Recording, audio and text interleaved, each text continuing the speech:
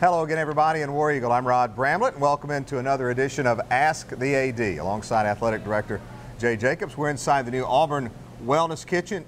People can't smell the food cooking, but we can. Just talk about this facility. I mean, this is the first time I've been in here. This is an awesome place. Well, let's hurry up so we can get us an ice cream cone before they kick us out of here. Hey, it is an awesome place, Rod. What we wanted to do, when I played here, we had Sewell Hall. So all the student athletes, not all the student athletes, but a lot of the student athletes, we had 144 beds there. We could all eat together and live together there. A lot of us could. I wanted to recreate that. And, because the president's vision, the board of trustees' vision, we were able to build the university built the residence hall right across the street. And we have about 200 of our student athletes living there, male, female. And so we opened this facility on August the 18th for the general public. It's the Wellness Kitchen. Yep. Now, we call it the Wellness Kitchen, but I came here Friday morning for breakfast, and I didn't have any, but they had biscuits and gravy. Well. Now, they had quiche as well. That's well to me. It is well to me as well. It's well to me as well.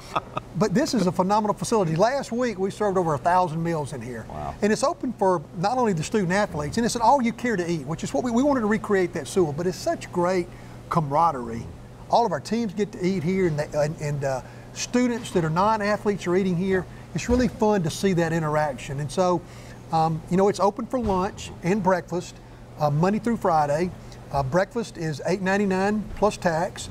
Lunch is $9.99 plus tax. So as you mentioned, your wife's right up the street. That's right. It's all you care to eat. Wow. Come down here and get you something to eat, breakfast and lunch. And we hadn't opened up dinner yet because we want to make sure we feed our student athletes first. But at some point, we'll open up dinner. And matter of fact, on Friday night, we started taking reservations so the fans coming into the game early, they can come here and have a meal on Friday night. And so it's a neat place. Yeah, and it's a big variety, as you mentioned. Wellness Kitchen, yes, you can eat healthy, but there's a big variety of things for people to eat here, right? There is, there is, Rod. And we have a sports nutritionist, okay? But we're also working with other people to make sure, dietitians and nutritionists, to make sure that a student that walks in the door has a certain dietary need. We can meet those as well. Our guys' responsibility is to make sure that we're fueling our student athletes so they can compete at the end of events. But also we want this to be a place where the regular student that may have some special dietary needs, as I mentioned, can come here and have a meal plan that's laid out for him or her, because we know all those things help in retention of students staying here on campus and having a great experience at Auburn. So it's a fabulous facility, and I'm just glad that we in athletics are a part of it. Absolutely. Let's jump into the questions now. Now, if you would, in the future, like to submit your questions for Ask the AD, just send us a tweet to JJacobsAUAD. That's on Twitter. And just send a tweet to that and get your questions in. We'll pick some of them and use them next time around. We'll jump right into it. First one comes from Brian Fulcher. And Brian asks, are there Tigers Unlimited members in all 50 states? I wish there were, Brian. There are Tigers Unlimited in 50 states. We've got some international. We've got some in Canada and the Virgin Isles. But they're in 40 states. But and I won't mention the 10 states they're not in. I won't challenge anyone. But what has happened, Rod, is playing for 2 national championships in 4 years has really increased the width and the depth of Auburn University's brand, not just athletics, but we've seen an increase in enrollment here at Auburn University, and it's just a great way to give positive exposure to Auburn athletics. So no Tigers Unlimited isn't in every state. I believe that we have students here on campus from every state, and a lot of international students, and a lot of those international students are our student athletes.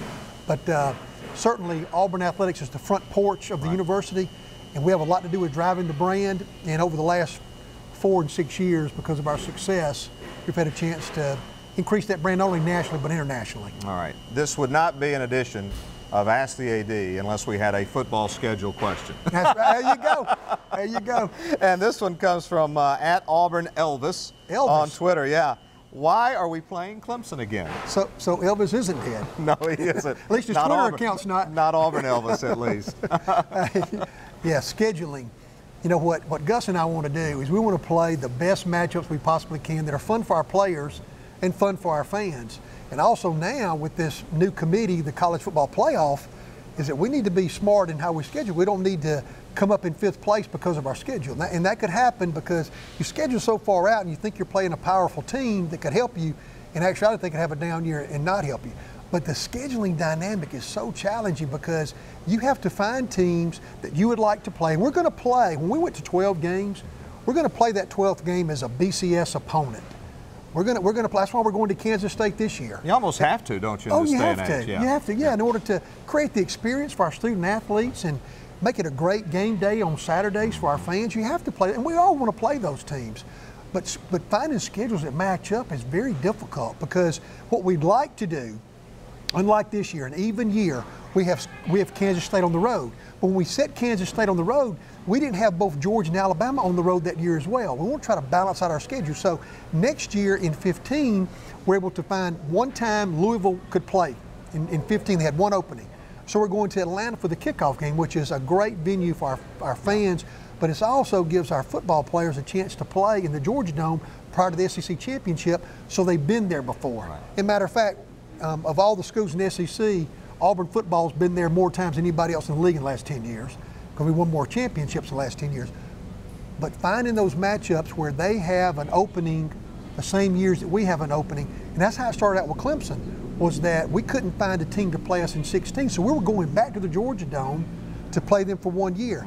They had some things change, and fortunately now we're getting a home and home, so in 16, Clemson's going to be here, and Georgia and Alabama are going to be on the road, so now we have that other game here in Jordan-Hare, because I, like Coach Jordan said, the best place to play a college football game is in Auburn, Alabama on Saturday. Absolutely. In Jordan-Hare. So the scheduling thing is tough, and the farther you move out, the more difficult it is. And we're going to play those other schools in those Big Four conferences, and just finding the matchups tough to do. And Clemson's been a great opponent for us, and there's a lot of similarities between us, but we also want to move out of the region.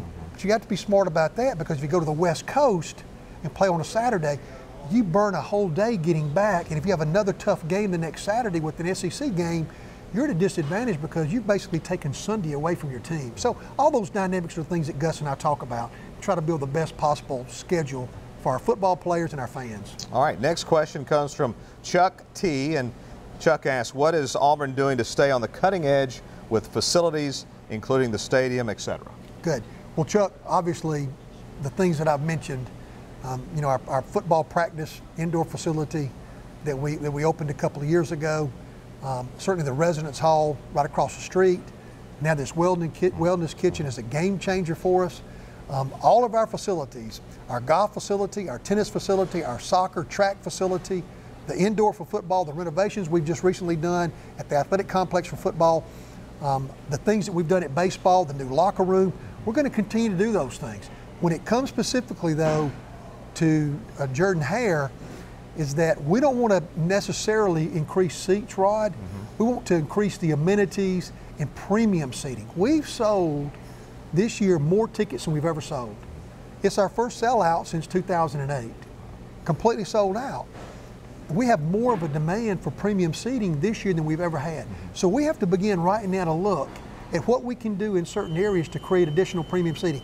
I'm not interested in adding 10,000 more seats, just say we have more seats and you look up here on Saturday and they'd be vacant. We want the experience for our loyal fans to be a great experience.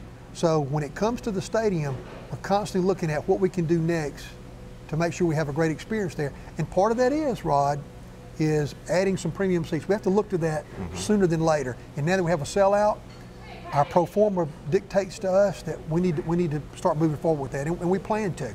Looking at what we can do to increase the value of our current seats. All right, last question here for Jay Jacobs. It comes from AJ in Mobile. It says, what do you think the football team's strengths will be, and what are your goals for the year?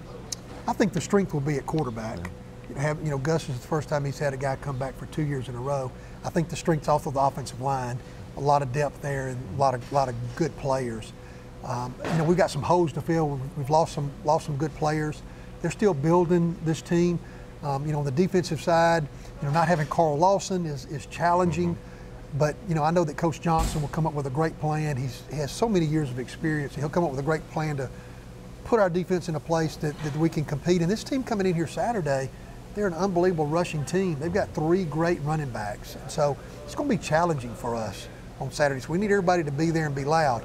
The expectations are to have a chance to go to Atlanta. That's what our expectations are, year in and year out. My expectations, Gus's expectations, and the expectations I've set for all of our head coaches is to win championships. And the way that we're supporting them with facilities, this wellness kitchen, the residence hall across the street, the career development we're doing for our student athletes, the mentoring, all those things make a difference, and we expect them to win. And so the expectation is that this football team has a chance to compete at the end of the year for a chance to go to Atlanta. And then if you have a chance to go to Atlanta, you have a chance to be in the top 4 to compete for our 3rd national championship in 5 years. All right. Appreciate your questions for Ask the AD. Again, if you want to be a part of Ask the AD, just submit those questions on Twitter to J. Jacobs AUAD, and we'll pick some next go around. Now I'm gonna go look for the biscuits and gravy. Do it. Well, I'm gonna buy you and your wife's lunch tomorrow here, so that way you have no more excuses about not coming here and eating. So tomorrow, you just come over here. Got it. I've got you covered. If she can come. All right. If she can't, then you can go the next day. You got but it. I want to hear about it, what you think it is, and I want you to come hungry. All right. Because there's all these different stations, and 70–80% of the food is prepared right there in front of you. But it's a great experience, and you'll love. You can come to breakfast or lunch. What would you prefer? Both? No, probably lunch. How about lunch? Lunch. Okay, lunch. Lunch is it. Thanks. Thanks so much. Happy to. Absolutely. War Eagle, everybody. We'll see you next time on Ask the AD.